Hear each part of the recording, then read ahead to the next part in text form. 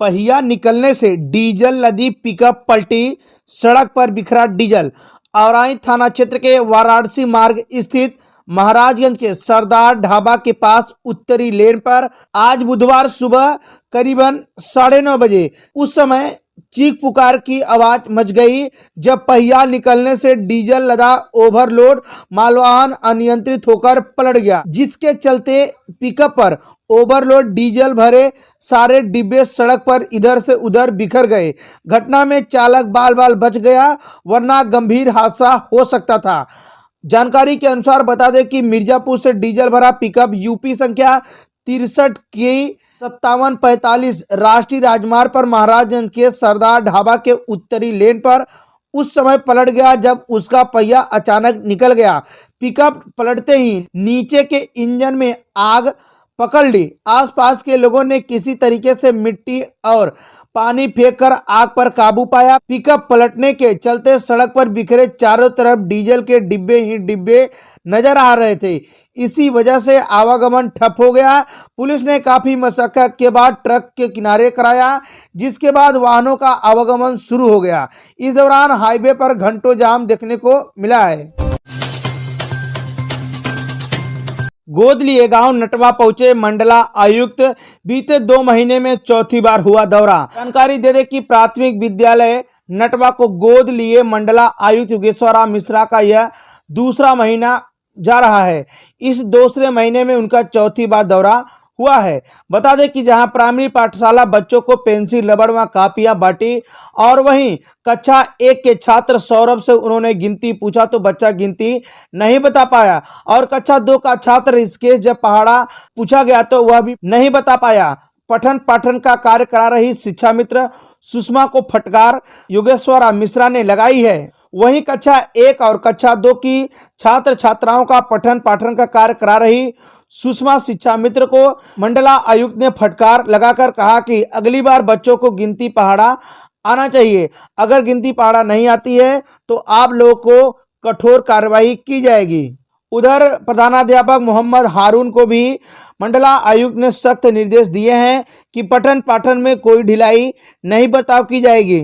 उधर मंडला आयुक्त ने मीडिया से बातचीत करते हुए बताया कि मेरी मां एक प्राथमिक विद्यालय की शिक्षिका थी और मैं प्राथमिक विद्यालयों में पढ़ करके यहां पहुंचा हूं, इसलिए ऐसे बच्चों को आगे बढ़ाना हम लोगों का कर्तव्य है। उन्होंने कहा कि 2 महीना हो गया मुझे इस गांव को गोद लिए हुए, लेकिन काम धीमी गति से चल रहा है, यह अच्छी बात नहीं है। वीडियो से उन्होंने पूछा कि कार्य योजना में दिए गए कार्य युद्ध स्थल तक कितने दिन में पहुंच जाएगा। सीडीओ साहब और बच्चों से खाना के बारे में जानकारी ली है। जानकारी दे दे कि रसोइया में जाकर के खाने बन रहे व्यंजनों के बारे में उन्होंने बातचीत की है। इस मौके पर CDO Bhanu Pratap Singh, DPRO Baleshwar Dwivedi, BSA Bhupendra Narayan Singh, video Nitin Gupta सहित अन्य लोग उपस्थित रहे। चोरी के 2 बाइक व 1 स्कूटी तथा तमच्चा कारतूस सहित वाहन चोर गिरफ्तार।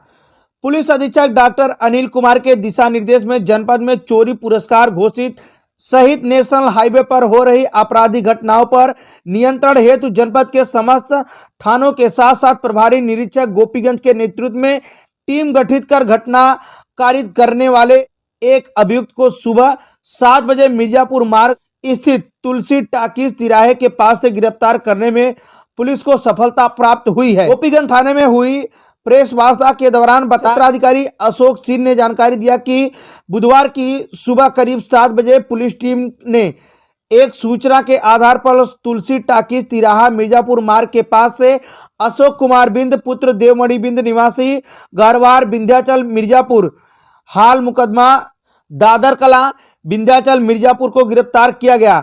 पकड़ा गया आरोपी मूल रूप से मिर्जापुर जनपद के विंध्याचल थाना क्षेत्र के दादर कला का रहने वाला है।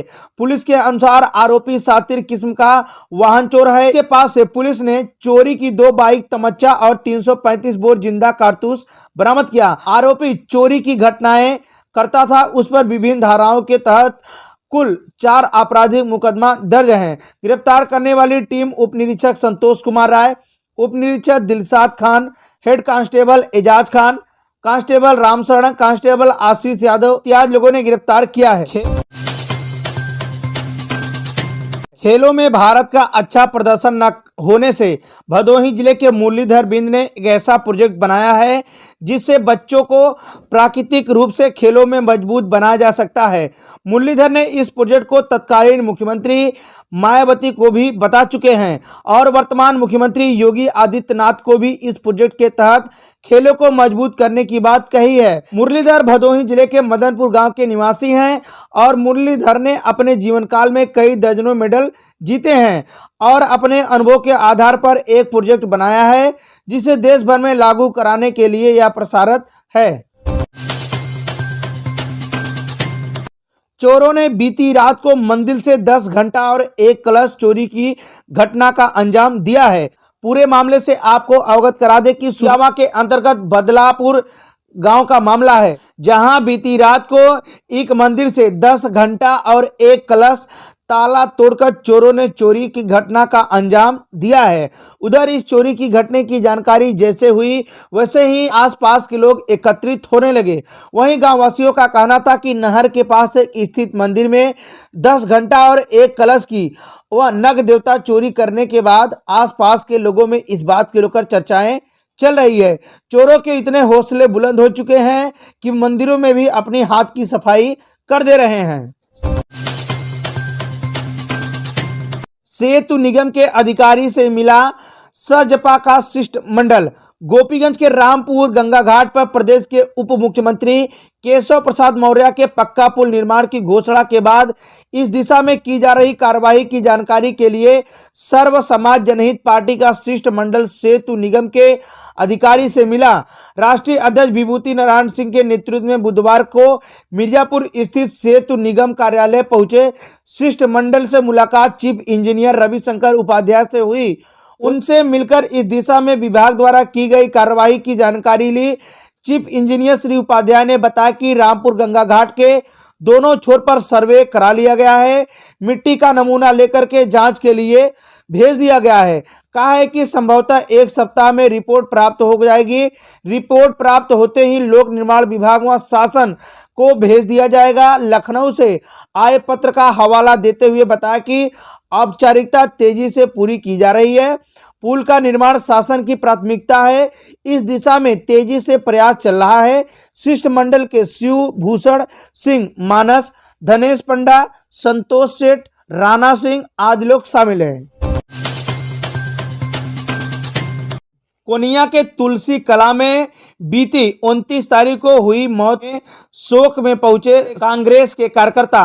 जानकारी दे दें कि ज्ञानपुर विधानसभा क्षेत्र के अंतर्गत कोनिया के तुलसी कला गांव निवासी 33 वर्षीय रविकांत पांडे की बीते 29 नवंबर के दिन सोमवार की सड़क दुर्घटना में हुई मौत से रोते बिलखते परिवार का दुख दर्द बांटने पहुंचे कांग्रेस के वरिष्ठ नेता एवं उपाध्यक्ष जिला कांग्रेस कमेटी भदोही राजेश दुबे ने परिजनों तथा ग्राम प्रधान एवं अन्य ग्रामीणों के समक्ष मौके पर ही मृतक के अनाथ हुए बच्चों जिसमें से 11 व 5 तथा 2 वर्षीय 3 पुत्री व 8 वर्षीय एक पुत्री को ग्रेजुएट तक की शिक्षा दिलाने आने वाले आर्थिक बोझ का निर्वहन करने के साथ साथ तुरंत मृतक के विधवा के खाते में 5 लाख कृषि बीमा योजना से भुगतान कराने सुनिश्चित करने के लिए तहसीलदार ज्ञानपुर से मौके पर ही वार्ता किया एवं मृतक रविकांत पांडे के परिवार को भारी भरकम जिम्मेदारियों के निर्वहन हेतु दावावाद दाखिल कराकर भुगतान कराने हेतु कानूनी सहायता की मुकम्मल व्यवस्था प्रदान किया। मृतक रविकांत पांडे की रोती बिलखती विधवा मां को भी राजेश दुबे ने यह कहते हुए कि हमको भी अपना बेटा ही समझे ढाढ़स बधाया। इस अवसर पर जितेंद्र पांडे, शिवम पांडे, संदीप शुक्ल, ओम पांडे, केशवनाथ चौबे आदि लोग उपस्थित रहे। बीती रात को घोसिया वार्ड नंबर 8 में हुई चोरी की घटना। जानकारी दे दे कि औराई कोतवाली क्षेत्र के अंतर्गत नगर पंचायत घोसिया वार्ड नंबर 8 में बीती रात चोरों ने एक बर्तन व्यवसायी के यहां ताला तोड़कर लगभग 70,000 रुपए का सामान चोरी कर लिया। बताया जाता है कि बीती रात को चोर मिट्ठूलाल जायसवाल के घर के समीप गली में बाहर निकले बारजे के गाटर में छड़ फंसाकर एक दूसरे तल पर चढ़कर दुकान में जाने के लिए कुंडी का पेच खोलकर दुकान में घुस गए और गल्ला में रखा 25,000 रुपए नगद, 50 किलो पीतल का परात, डीटीएच मशीन, पुराना पीतल का बर्तन, पीतल की घंटी, कुल लगभग 70,000 सामान लेकर चमत्त हो गए हैं। सूचना पर औराई पुलिस ने जाकर मौके का मुआयना किया है। जेसीबी से सरेआम हो रहा अवैध मिट्टी का खनन। औराई क्षेत्र के जिम्मेदार शासनादेश की धज्जियां उड़ रही है।